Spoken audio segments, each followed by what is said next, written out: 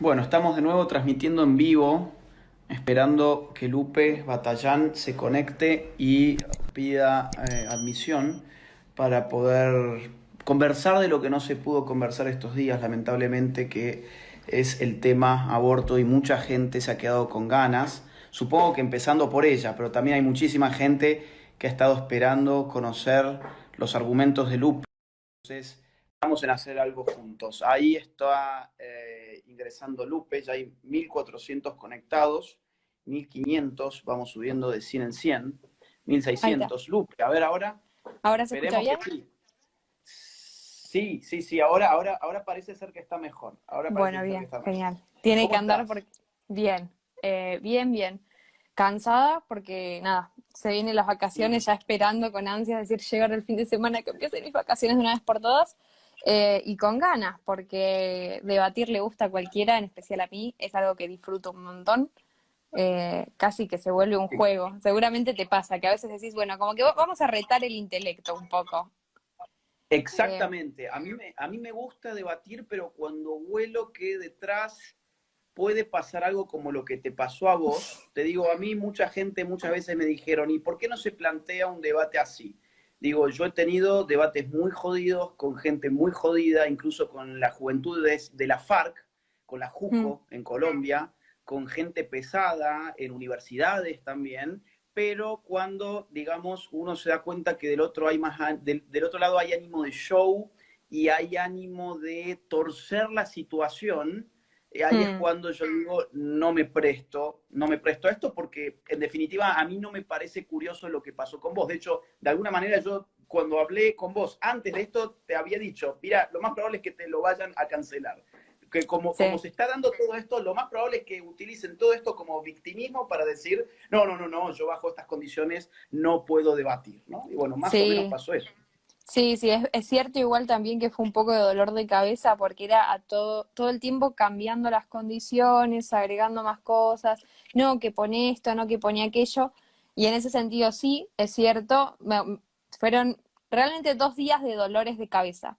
Bueno, pero con la esperanza de tener un debate. El lado bueno que me queda a mí es que siempre antes de un debate me pongo a repasar, a estudiar y uno termina aprendiendo más cosas. Yo me reía Totalmente.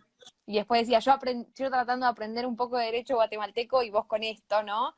Em, ¿Para qué me va a servir en la vida? Bueno, no, cierto, tal vez jamás en la vida me sirve a fines prácticos, pero como cultura general creo que sirve un montón y la verdad es que lo disfruto porque más allá de que se volvió mi militancia y es algo que me ocupa todo el tiempo, también me gusta saber, me gusta conocer más, después cuanto uno más conoce, más conexiones puede hacer, más se puede aplicar a otros temas y bueno, se, Derecho guatemalteco te pusiste a estudiar. sí, ¿cómo funcionaba el tema del aborto allá? Tienen un sistema en el cual nosotros acá tenemos menos de 3 años de excarcelación, ¿no? Ellos tienen derecho completamente ilegal en todos los casos, salvo en el que es el aborto terapéutico, pero si no se intenta, solo en el caso de que haya sido aborto terapéutico sin buscar el fin de la vida de ese niño, sino que fue algo que ocurrió producto de algún tratamiento o algo por el estilo. Y tienen un Bueno, sistema que es sí. menos de 5 años y te ponen como una especie de multa por cada día que no estás preso, pero no vas a prisión, que es distinto de cómo Bastante funciona acá. interesante que te pongas con el derecho guatemalteco porque la persona en cuestión hizo una amague de candidatura presidencial cuando por edad no le daba para poder candidatearse para la presidencia. Es uno de los pocos casos en los que un o una politólogo o politóloga no conoce la propia constitución de su país, ¿no? O sea que si encima vos conocías la legislación guatemalteca en materia de aborto, bueno, ya creo que ibas a meter un gol de arco a arco, ¿no? O sea, un gol, digamos, de esos, o un gol de chilena, ¿no? Y eso parecía. Yo te digo, esperaba un nivel más alto. Después, cuando vi las preguntas que puso en Twitter esta persona, pero la realidad es Sí, que yo, yo, lo que, yo lo que te sugiero es que hablemos lo menos posible de esta persona porque, en verdad, como te digo, evitar el show, para mí, en sí, el caso de una persona que siempre ha vivido del show, y que ha buscado supuestamente debatir, pero en el fondo era puro show. Digo, seguirle jugando el show. Yo había puesto algo por Twitter, basta de este espectáculo, porque los temas son más importantes que las personas, en definitiva, Sí, ¿no? concuerdo. Vamos a lo que nos compete. Vamos a los que nos compete, totalmente. Mira, yo creo que... Sí, a ver, dale. Sí, no, decime. No, digo que, digamos, el punto de origen de toda esta discusión sobre el aborto, la primera gran pregunta en el aborto creo que es necesariamente el de la vida, ¿no? Es decir, bueno, ¿en qué momento empieza la vida humana? En función de eso vamos a tener una consideración respecto de, en primer lugar, ¿qué es el aborto? Y en segundo lugar, si estamos dispuestos a permitir el aborto en términos legales. Digo, si no tenemos una concepción y una definición clara de en qué momento empieza la vida humana, entonces vamos a caer en términos muy ideológicos como, por ejemplo, interrupción voluntaria del embarazo y ese tipo de eufemismos que deshumanizan aquello que aniquilan, y que precisamente ese efecto deshumanizante está en la base de la invisibilización de su propio blanco, ¿no? Que en este caso sería un saco de células o un conjunto de células. Uno piensa, por ejemplo, en Planned Parenthood, donde a las enfermeras las instruyen para siempre despersonalizar, deshumanizar aquello que van a matar, para que la mujer, digamos, que lleva a su hijo o a su hija en el vientre, no tenga la posibilidad de irse atrás, ¿no? De tirarse atrás. Entonces, la gran pregunta inicial para empezar a hablar sobre el aborto siquiera, para poder tener una definición de qué es siquiera el aborto, es en qué momento empieza la vida humana. Y Totalmente. sería, creo, algo que te tiro a vos la pelota, a ver cómo lo ves. A mí me da... justo hago conexión con un tweet que vi hoy. Una persona, no sé realmente tipo quién era, pero me puso, qué raro que seas atea y pro vida, me parece medio contradictorio, pero avalo que así sea, ¿no? Y yo, la verdad es que en el momento me salió a contestarle, pero además con toda la buena onda. No hace falta tener fe, es solamente estudiar un poco. ¿Y por qué digo esto? Yo la biología y después la medicina. Y la realidad es que llegué a la conclusión de que toda la biología es coherente y apunta hacia un mismo lugar. Vamos a tener evidencia embriológica que sustenta también y acompaña lo que es la evidencia genética, pero sobre todo para mí lo que son los puntos más fuertes sobre esto, que son la teoría de la evolución y la teoría celular. La teoría de la evolución dice que no puede empezar a existir un individuo de una especie de la nada. Yo no puede ser que sea hasta entonces, no sé, un perro, y de pronto, en algún momento cambio en la vida del mismo individuo y paso a ser un ser humano, con lo cual, si es ser humano desde el principio, tiene que ser humano siempre, y entonces vamos a la genética para saber qué es un ser humano. Y un ser humano es esa primera célula cigoto, y va a ser ese último individuo hasta el momento en el que se muere. En el momento en el que se muera va a ser un ser humano muerto, pero va a ser un ser humano indudablemente. Y la teoría celular, toda célula viva viene de otra célula viva, no viene de una roca, con lo cual es un ser humano y está vivo desde el momento cero.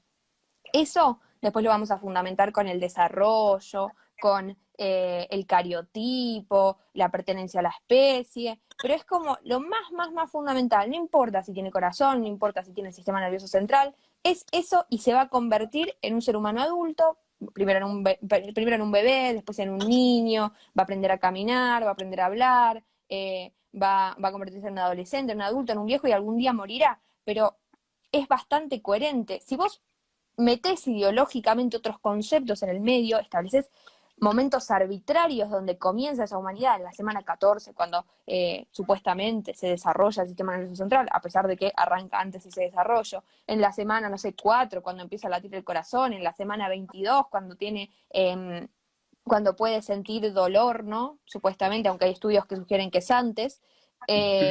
Si vos estableces un momento arbitrario, la realidad es que te estás saliendo de lo que es la ciencia. Yo hablaba con Dan, con el oso gordo, Sí, los que lo conocen en Twitter, los dueños de y Twitter.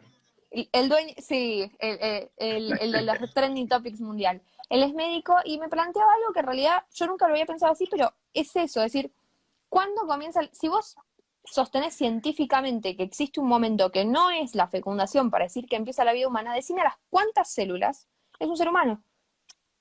Porque la ciencia es así, es puntillosa, es casi con un bisturino en este momento. Y ningún abortista te va a poder responder a las cuántas células se convierte en un ser humano.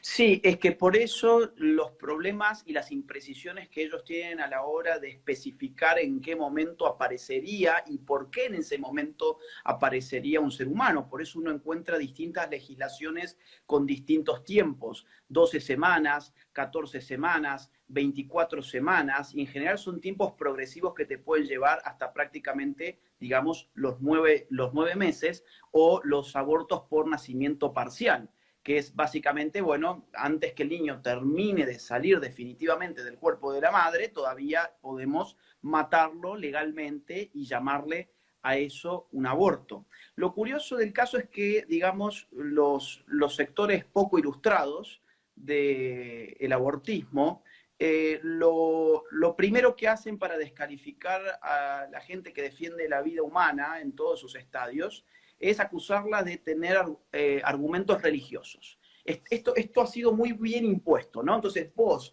no sos pro aborto, vos sos prácticamente, no sé, un sacerdote de la Iglesia Católica. Vos no sos, digamos, pro aborto, entonces sos un numerario del Opus Dei, ¿no? O sea, esta Sí. imagen que tan bien han construido los medios de comunicación es lo que después se transmite, insisto, a gente que no conoce el tema, gente muy poco ilustrada y que en general conoce muy poco de todo, y que no se da cuenta que si algo ha encontrado la ciencia más avanzada, que ha podido llegar a, digamos, observar científicamente qué pasa en el momento de la concepción, es donde se ha encontrado, digamos, que ahí aparece la genética que es específica del ser humano. Lo curioso es que esa genética que es específica del ser humano es lo que utilizamos casi como huella de lo que somos como seres humanos en todos los órdenes más avanzados de la vida. Es decir, un violador, por ejemplo, hoy puede ser atrapado porque se le cayó un pedacito de pelo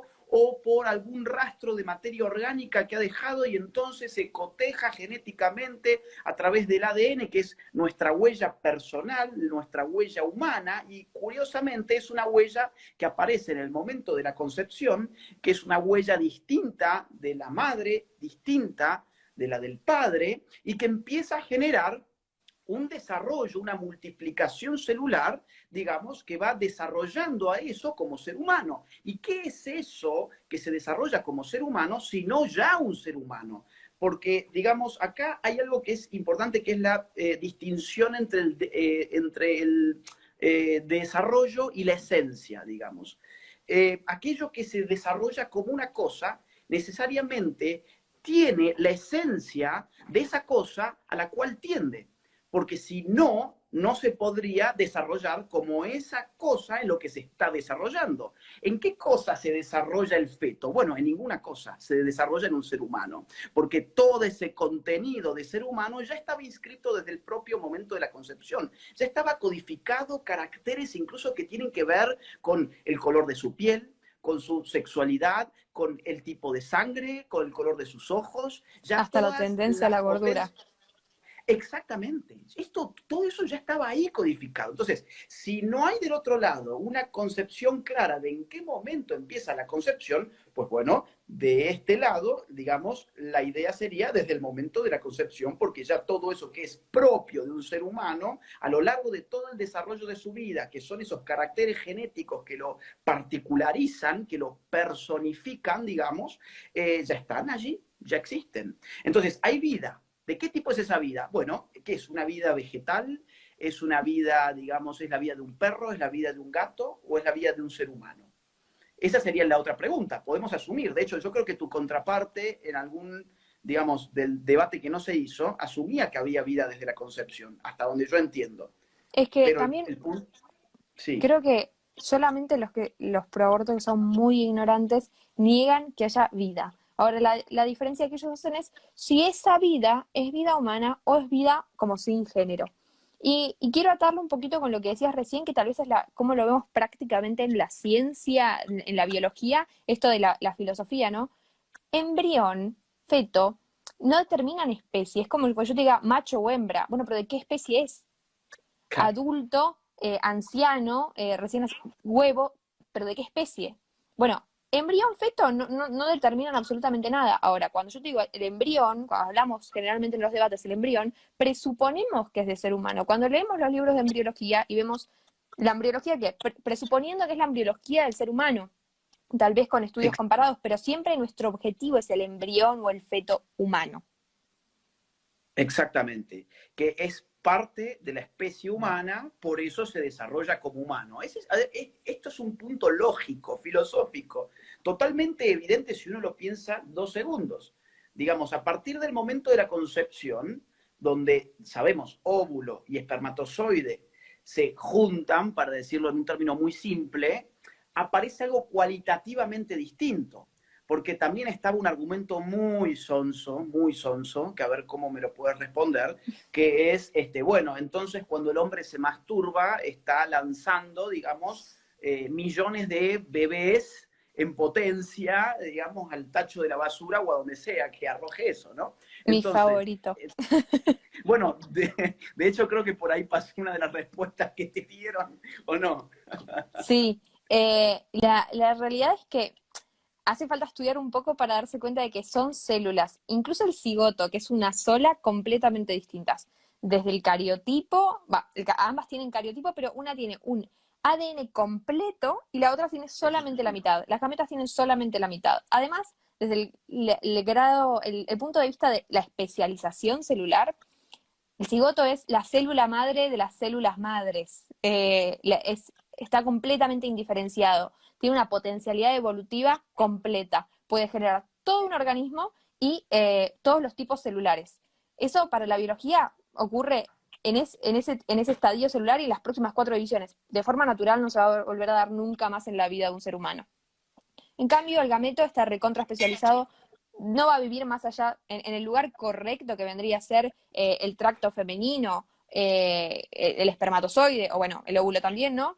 Cuando se junte con el otro, antes de juntarse, digamos, si no se juntaran, va a vivir 72 horas, 48, y ahí se acabó su vida. En cambio, el embrión, en el lugar correcto, y se va a seguir desarrollando, y va incluso a nacer y vivirá cuanto tenga que vivir, ¿no?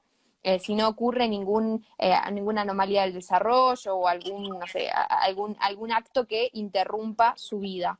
Y además está el tema de que al no ser un ser humano, sí, eso es una vida celular, digamos, pero la ¿Cómo realidad le es que puede que tener mi pelo? Como le que puede tener un pelo que se cae, un pedazo de uña que se corta, ¿no?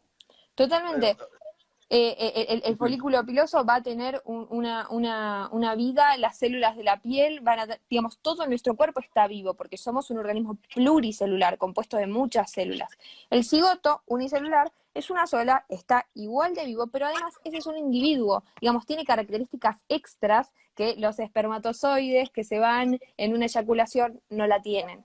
Y esa Es es la diferencia. totipotencial. Es Totipotencial, exactamente. totipotencial. Es totipotencial. O sea, ya empieza un proceso digamos, de multiplicación celular que tiende al desarrollo progresivo, que es un desarrollo que incluso sigue, digamos, fuera del útero materno, porque esta idea de que adentro del útero materno la mujer es esclava de su hijo en gestación y afuera del útero materno la mujer está liberado porque ese niño es autónomo, es un absurdo ideológico.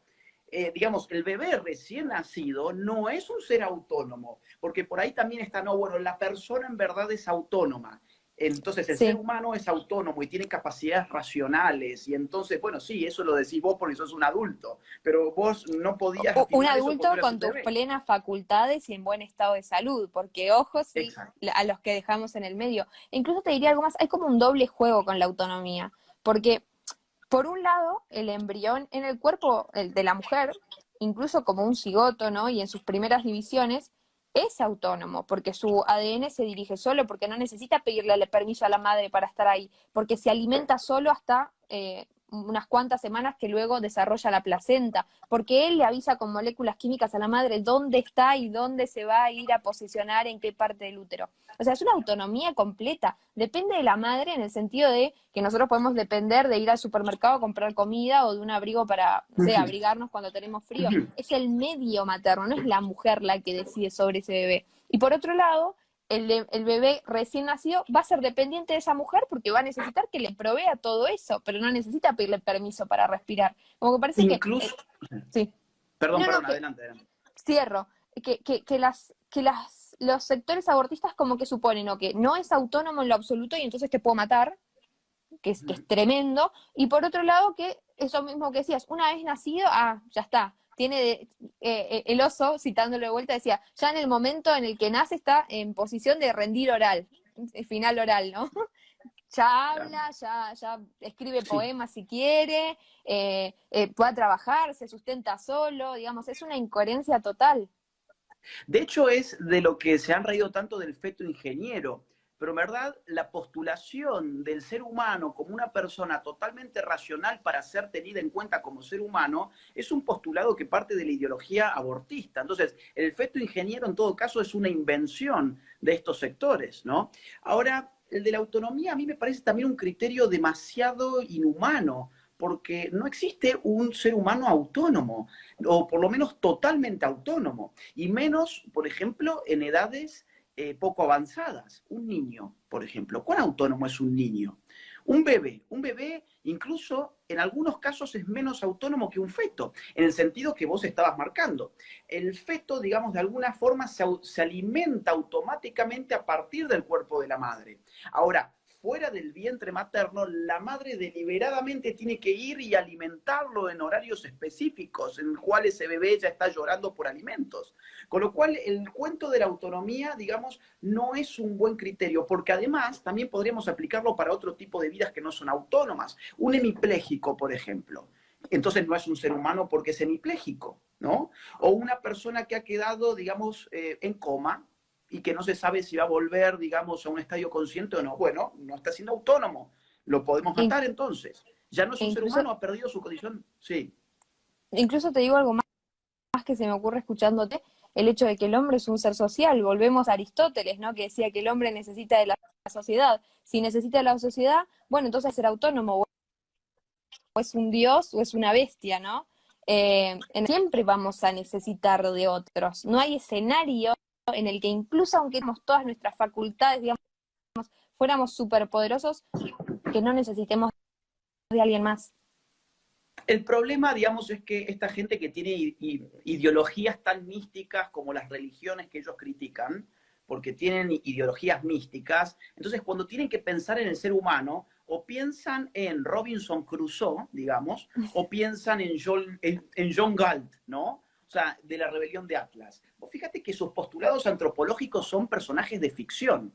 Hasta ese lugar llevan su antropología, cuando lo cierto, a partir de una ciencia moderna como es la sociología y otra ciencia moderna que es la antropología empírica, se ha encontrado que en aquellos casos raros, muy raros, en los cuales un ser humano no ha crecido en un contexto social, por ejemplo, estos típicos niños, bueno, típicos no, porque no son típicos, son atípicos, estos atípicos niños que por alguna razón se crían, digamos, en un bosque, en la selva, rodeado de animales y más o menos sobreviviendo por sí mismos. Hay un caso muy interesante del siglo XIX en Francia que, bueno, lo que te comentaba rápido como para cerrar la idea es que en los atípicos casos de niños que han sido encontrados en un contexto no social, niños de 5, 6, 7 años que durante años pasaron, digamos, sobreviviendo casi por sí mismos, después han tenido patologías muy graves. Nunca han podido realmente integrarse a la sociedad, comprender el lenguaje, comprender normas sociales básicas, nunca fueron capaces de cultura en un sentido pleno de la palabra, con lo cual el hombre evidentemente puede ser considerado un ser social y los hombres que no han nacido en contextos sociales tienen más de animal que de hombre. Con lo cual, bueno, digamos, este sueño del Robinson Crusoe como nuestro modelo antropológico, a partir del cual decidimos que el verdadero ser humano es aquel que se basta a sí mismo, es un modelo totalmente ideológico. No responde a la realidad. Es tan ideológico y tan místico como cualquiera de las religiones que esta gente, digamos, de las cuales se ríen y se burlan sistemáticamente.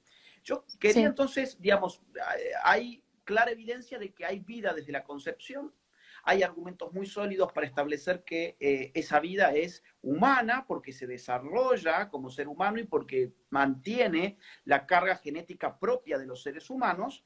Entonces acá se abre otro gran problema, que es el choque de la vida con la libertad, ¿no? Es decir, Sí. bueno, ¿cuál derecho está por sobre cuál?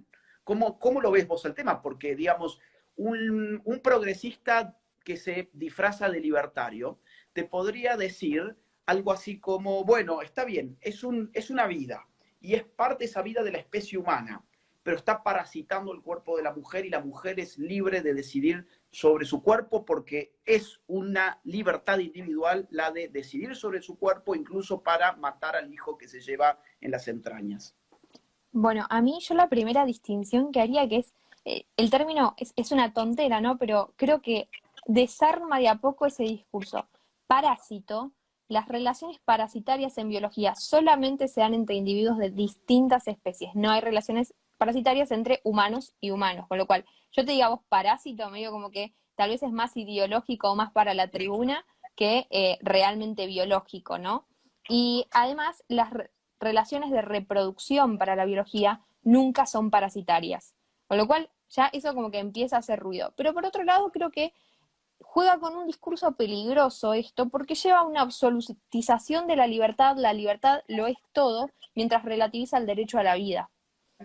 Y obviamente nosotros sabemos que sin vida, por consecuencia, no hay libertad, ¿no? ¿A quién le importa un muerto esclavo? Está muerto. Exacto, eh, exacto. y creo que ese es para mí el gran problema de este discurso. Tiene que ser absoluto, que además habla de una responsabilidad una libertad sin responsabilidades. A mí me parecía sumamente curioso leer, hace poco estaba leyendo A dónde vamos, caos o comunidad de Martin Luther King. Y notaba que el discurso feminista abortista tiene muchas veces unas formas que se parecen muchísimo a las de Martin Luther King cuando hablaba sobre el problema de la segregación en Estados Unidos, sobre el esclavismo, sobre la opresión que sufría el negro, que en ese momento era cierta, pero dejaba completamente de lado algo a lo que Martin Luther King le daba muchísima importancia, que era el tema de la responsabilidad. Uno es libre para hacerse responsable de lo que hace. Uh-huh. De hecho, Uh-huh. el derecho mismo, todas las normas jurídicas que tenemos, presuponen que el ser humano es libre. Nadie te está negando la libertad. La Sí. Constitución argentina es tremendamente liberal, digamos, políticamente, ¿no? Es liberal. Uh-huh. Entonces, decir que van en contraposición, como forzar las cosas para hacerlas encastrar en un modelo en el que, bueno, claramente no están, no es como están dadas actualmente y no Uh-huh. es como debería ser. No sé qué opinas vos. Sí, bueno, sobre la Constitución argentina es liberal, sobre todo la de Alberdi. Después ha sufrido algunas modificaciones ahí que tienen algunos artículos que a mí personalmente, yo he sido excomulgado del Club Libertario, pero yo defiendo la libertad individual, digamos, y hay algunas cositas de la Constitución no alberdiana que no son mis favoritas. Yo diría lo siguiente, yo diría acá hay una relación lógica entre derechos, ¿no? Hay una jerarquía de derechos que está unida en esos términos a partir de una lógica básica, que es qué necesitas para ejercer un derecho. Es decir, vos podés ser libre sin vida. Digo, vamos, todos somos grandes campeones de la libertad. Viva la libertad, carajo. Vamos todos a defender la libertad. La pregunta es, ok, para defender la libertad, ¿qué necesitas previamente? Bueno, un ser humano, porque solamente un ser humano puede ser libre. Un animal, en verdad, no es libre. Porque no tiene voluntad, porque no tiene libre arbitrio, que es otra cosa. Ahora, cuando vos decís, digamos, ok, te hace falta un ser humano. Y ese ser humano, para ser libre, necesita estar vivo. Hay una relación lógica entre vida y libertad. Yo puedo tener vida sin libertad, pero no puedo tener libertad sin vida. Por lo tanto, la condición necesaria para la libertad es la vida. Por eso encontramos que Milei, por ejemplo, siempre dice a los libertarios, los tres grandes derechos para un libertario son la vida, la libertad, la propiedad. Es decir, son los tres derechos fundamentales. Ahora luego hay progresistas disfrazados de libertarios que dicen, no, yo quiero libertad y propiedad, pero no quiero vida, o quiero relativizar la vida, o quiero incluso que mi libertad pueda ir contra la vida de los demás. Y ahí hay un gran problema que, insisto otra vez, es sumamente ideológico, en el sentido también incluso de sumamente místico, que es la idea de pensar que el hombre tiene libertad para elegir lo que sea. Y eso no es cierto. Yo veía recién en los comentarios de la gente que ponía, bueno, pero tenemos que ser libres para hacer lo que queramos. Bueno, eso no es cierto. Si alguien te dijo eso, te está mintiendo enormemente. Vos no sos libre para hacer lo que vos quieras. Vos no sos libre para irle a robar algo a otra persona. Vos no sos libre para ir a 300 kilómetros por hora en la ruta o en la calle de tu barrio. Vos no sos libre para violar a una mujer. Vos no sos libre para ir a golpear a un niño en la calle. Es decir, nuestra sociedad es sociedad porque, digamos, se hace de normas, y las normas siempre y necesariamente restringen libertades, y muchas veces esas libertades que restringen son para salvaguardar otras. Por ejemplo, restringimos la libertad de atacar físicamente a personas para salvaguardar la libertad de mantener la integridad física. Estamos justamente tratando de hablar de un tema que mucha gente quería escuchar para ver cuáles eran los argumentos. Bueno, nosotros estamos dando, bueno, Lupe está dando lo suyo, yo estoy, digamos, dando algunas opiniones también en función de algo que mucha gente se quedó con ganas de ver y bueno, no se pudo al final. Quiero redondear, Lupe, si me escuchás ahora. Sí, sí, sí. De pronto no sé Sí, por qué se corta y es como que dejo de escuchar y sí, nada. Nos pasaba lo mismo cuando hacíamos las cosas con la radio, nos pasó con Dana, sí, de sí, casualidad. sí.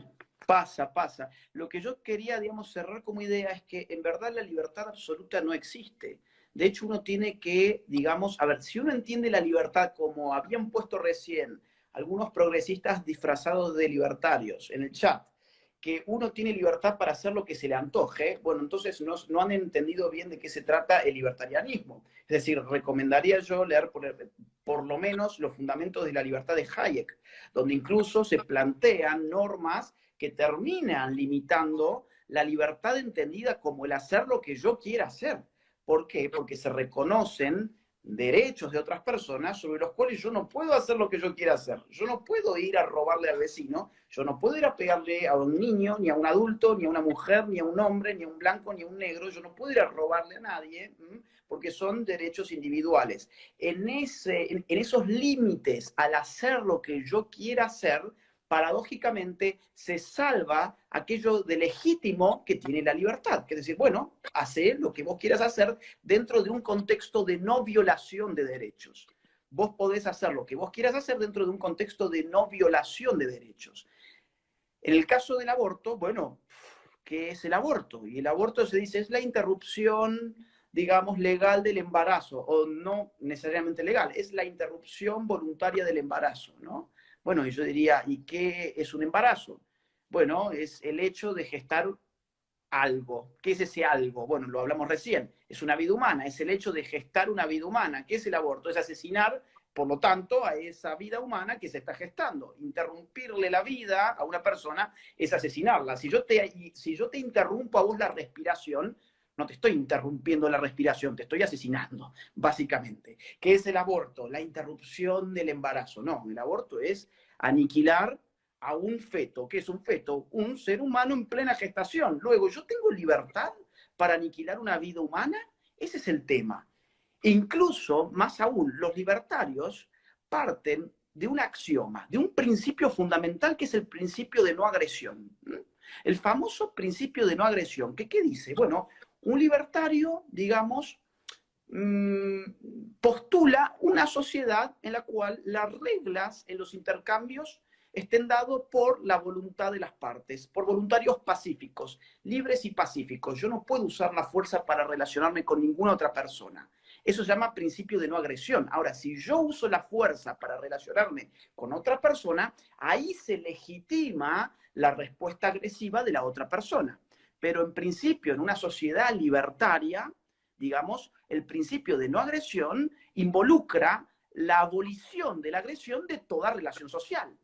En el caso del embarazo, quien inicia en un aborto la agresión no es el feto, sino que es la mujer que se está haciendo un aborto o que ha ido a pedir un aborto. Entonces, incluso se están violentando los propios principios libertarios. Por eso, digamos, uno de los libertarios más importantes de los Estados Unidos, que además era médico, y este es un dato muy importante, Ron Paul, uno de los intelectuales libertarios más importantes y yo creo que de los políticos más importantes libertarios del siglo XX,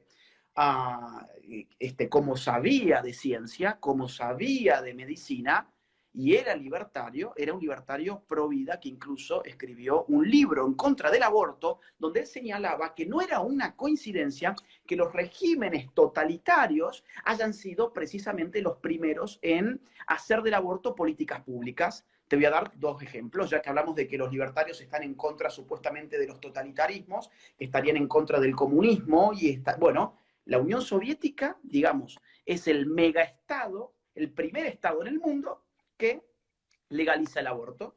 Si mal no recuerdo, año 1921. El primer estado en América que legaliza el aborto, esto seguramente lo conoces muy bien, ¿cuál es? Cuba.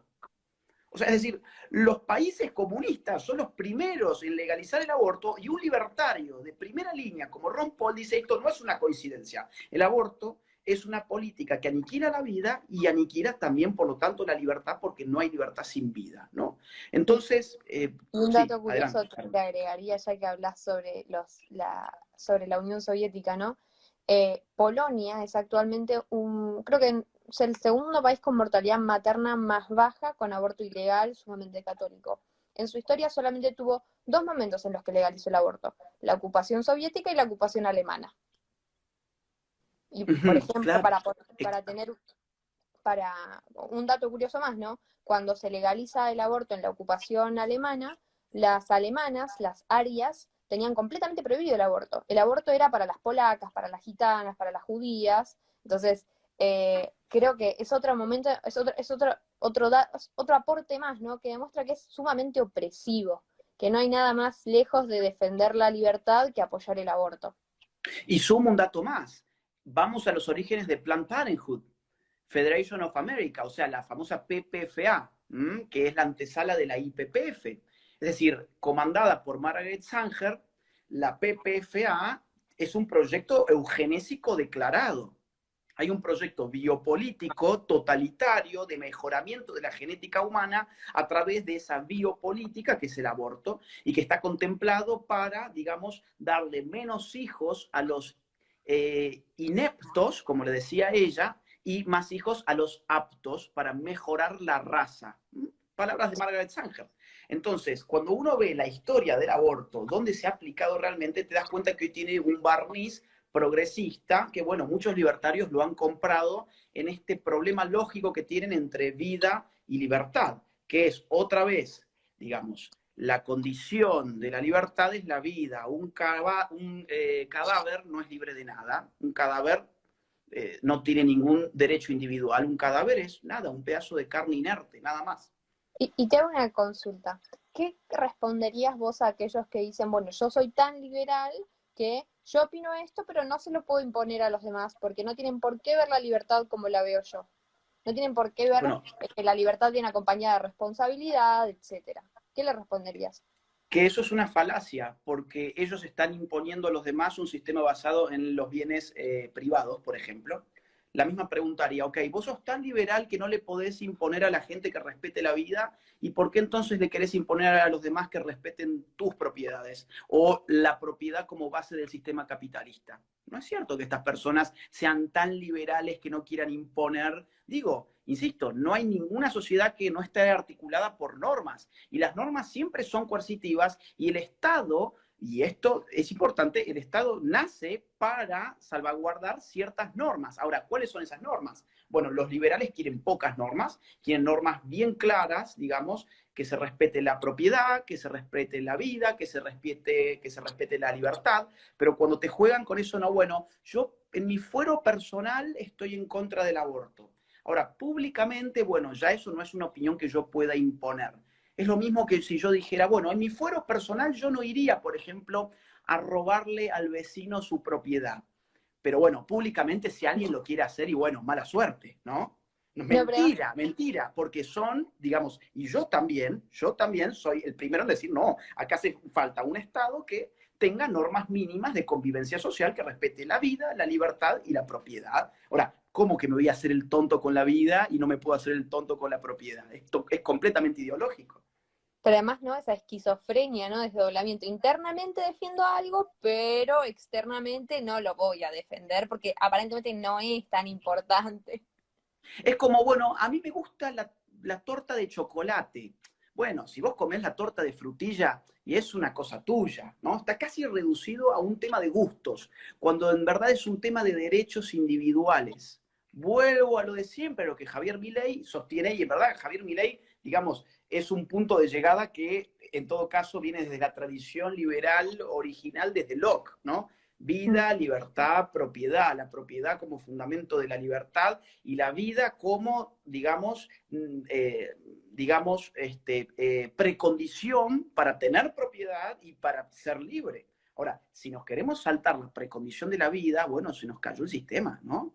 Entonces, yo, digamos, claro, este tipo de personas también, ¿qué te dirían?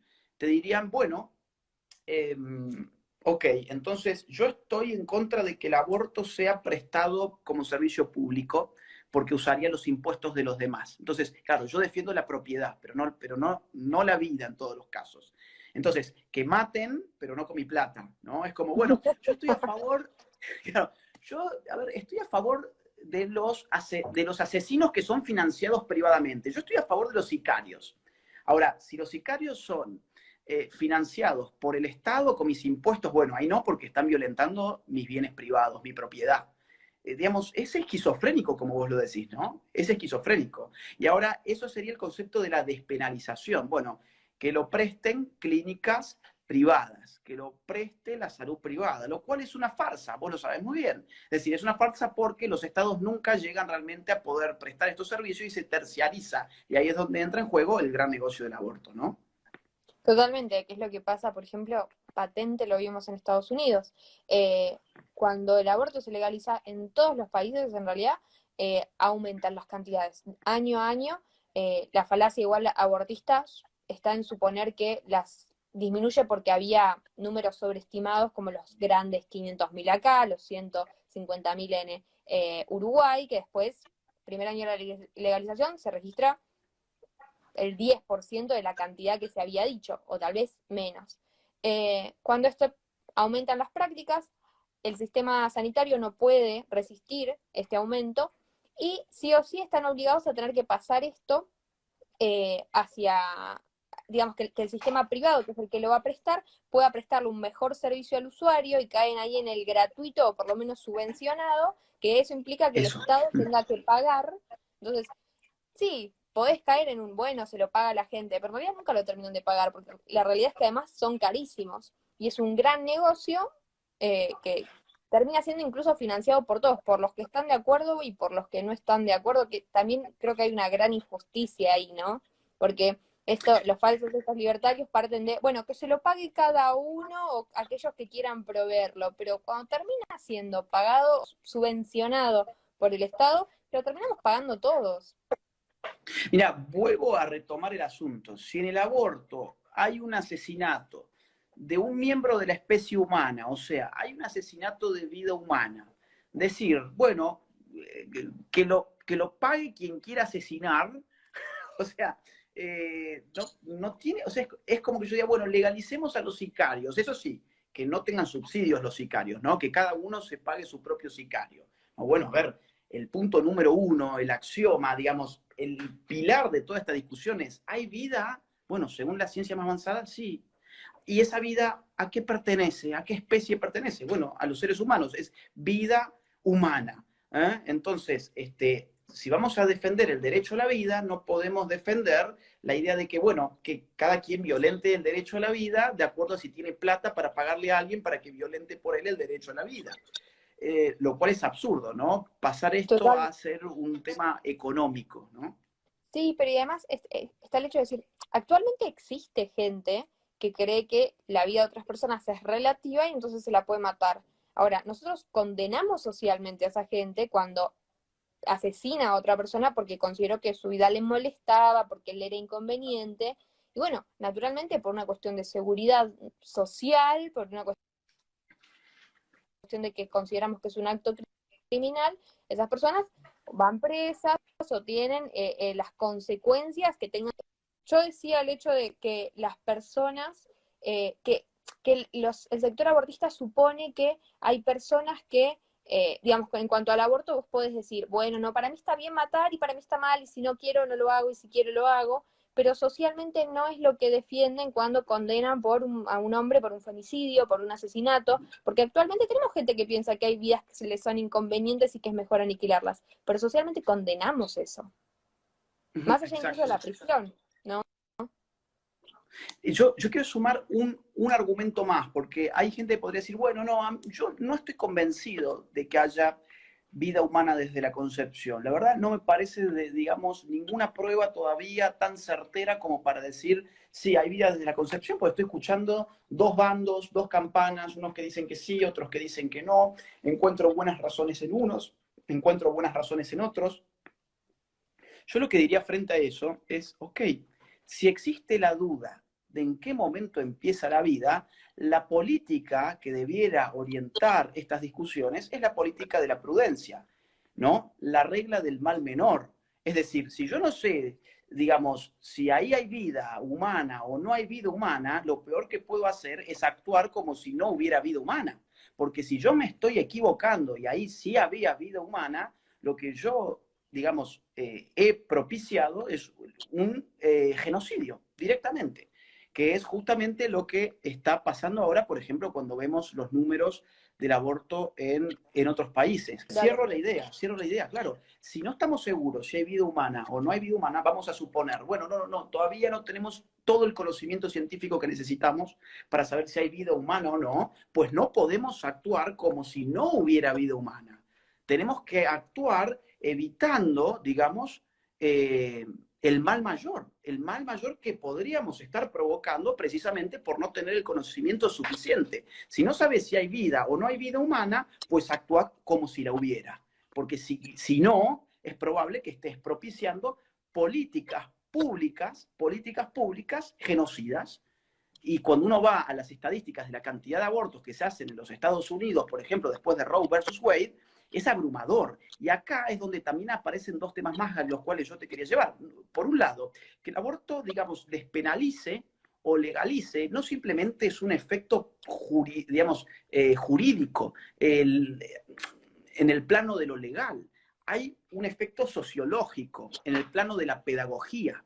La legalización o la despenalización es un semáforo en verde para una moral específica. Cuando el Estado despenaliza o legaliza, lo que está diciéndote es, en el fondo, esto no está mal, incluso probablemente esté muy bien, que es lo que se está haciendo hoy en Estados Unidos con Hollywood a la cabeza, digamos, está muy bien, pero por lo menos lo seguro es que esto no está mal, por eso es que lo puedo hacer. Si lo puedo hacer es porque no está mal, entonces puedo ir a hacerlo, ¿no? Hay atrás de la ley toda una pedagogía que excede al marco juridicista y se derrama en la sociología, digamos, de una comunidad, ¿no? Sí, totalmente, es lo que no está prohibido está permitido. Sí, Y la ley tiene un montón de funciones. Tiene la función de, en algunos casos, castigar y marcar que determinada conducta está mal, prevenir, digamos, tiene una infinidad de funciones. Pero una definitiva que es la que creo que más afecta acá es que va configurando cuáles son los valores sociales. Si nosotros ahora decimos que la vida hay en determinadas circunstancias en las que es algo, es un bien jurídico que no vamos a proteger porque la realidad es que no importa tanto, es relativa, esa misma concepción que por lo menos en el sistema normativo argentino, la vida está recontra protegida, cuidada, no se permite el suicidio, no se permite la eutanasia, no se permiten un montón de prácticas. Si nosotros lo empezamos a permitir en el aborto, y bueno, ¿y por qué no permitirlo un poquito más allá, y un poquito más allá? Y en determinadas circunstancias vamos a terminar en una desprotección total de la vida. Y esto no solamente repercute, bueno, en la ley, sino en el cuidado que tenemos personas entre nosotros. Uy, quedé trabada con una cara graciosísima. Ahora sí, Decía que ahora más sí. allá de la justicia, ¿por qué tendría que cuidarte yo a vos? ¿Por qué tendría que cuidar a mi mamá? ¿Por qué tendría que cuidar a mi hijo? ¿Por qué tendría que cuidar a la persona que está caminando en la calle y que pasa por adelante mío? ¿Por qué tendría que cuidar a mi vecino, al que no conozco? Porque total, la vida no importa. Porque su vida no era Exacto. valiosa, porque solamente se regía por mis caprichos. Y ese es el problema. Y también despenalizar, digamos, ni siquiera convertir en derecho, ¿no? Pero que es una jerarquía mayor y derecho humano todavía más grande. Pero en el simple hecho de despenalizar o hacer que algo sea no punible, vamos a terminar cayendo en trampas como la que ocurre, por ejemplo, con el aborto no punible en la Argentina. Hoy vos vas a escuchar que el aborto no punible en la Argentina, en algunas causales, es un derecho. Porque es muy difícil decir que un delito no está mal, pero yo no te pongo pena. La gente empieza a malentender y creer que está permitido, está completamente permitido, hasta lo puedo exigir. Y ese Exactamente. es un problema serio. Exactamente. Y hay, bueno, digamos, dos puntos más, por lo menos, que yo quería hablar con vos. Dos de estas preguntas que se han arrojado por ahí después de que el debate se canceló. Fue bastante gracioso, ¿no? Vamos a cancelar el debate, pero bueno, acá están las preguntas que yo haría, ¿no? Una de ellas es, bueno, a ver, si tantas mujeres se hacen abortos, digo, ¿quién va a pagar la cárcel? ¿Quién va a pagar por tantas mujeres presas? ¿No? Ese sería, digamos, una pregunta que se quiere argumento, digamos, es una pregunta estúpida, pero ahora en todo caso también doy mi parecer, pero bueno, a ver, no son preguntas mías, aclaro, son preguntas que he recogido y no había preguntas mucho más inteligentes, así que he recogido lo que he podido, ¿no? Ahí la lógica era basar en si el aborto es un delito, ¿por qué el que le vende la pastilla, el que sabe que va a abortar y no hace nada, todos son cómplices, todos tendrían que ir presos?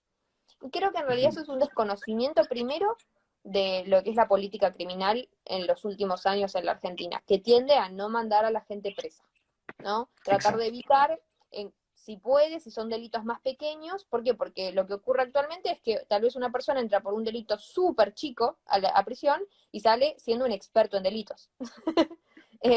Lastimosamente es nuestra situación. Ahora sí.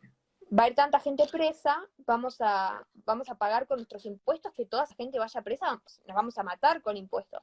Pero creo que ahí hay un problema que es, cuando una persona va presa, realmente presa, lo que estamos priorizando es la seguridad social, ¿no? Decimos, esta persona es peligrosa o esta persona tiene que rehabilitarse para volver a estar en sociedad, y creo que la mayoría de los liberales, hay distinciones, ¿no? En cuanto a Estado, pero muchos coinciden en que la seguridad es algo que tiene que ser cubierto por el Estado. Entonces, la realidad es que creo que a ninguno, si está dentro de nuestras posibilidades, pagar más para poder estar seguros, para poder aislar a la persona que nos podría dañar, digamos, me parece que es básico. No sé qué opinas vos. Bueno, yo lo que opino es que no solamente la cárcel es el castigo que se contempla en el derecho y en los sistemas, digamos, punitivos. O sea, reducir, digamos, el castigo de la ley a simplemente la cárcel es algo que no se corresponde con la forma en que se articula la justicia en Occidente. Creo que te me has ido, no sé si vos me estás escuchando. Totalmente. Pero, claro, o sea, digamos, no necesariamente una mujer que aborta tiene que ir presa, supongo yo. Hay otros tipos de reparación social que se pueden prever en la ley, trabajos comunitarios y ese tipo o sea, no hace falta De hecho, mandar, digamos, 100 millones de mujeres a la cárcel, no, o sea, hay distintos mecanismos punitivos, hay distintas formas punitivas para, digamos, que se pague el daño social que se ha generado. Eh, Sí, de hecho, entonces, digamos, reducir todo lo que es la penalidad simplemente al fenómeno de la cárcel, bueno, es no conocer los sistemas punitivos, ¿no? yo tengo, pero Sí, además creo que hay un dato que sí. es como que viene a respaldar todo esto. En la Argentina actualmente no tenemos una sola mujer presa por aborto. Y no es que los abortos no ocurran, no es que las causas no se inicien, es que no hay mujeres presas porque eh, pena de menos de 3 años es excarcelable, vamos a buscar soluciones que no impliquen necesariamente la cárcel. A fines prácticos, una mujer hoy tiene que tener al menos 3 abortos probados para ir a prisión. Ujú, La ujú. tentativa En de aborto efecto, no es punible.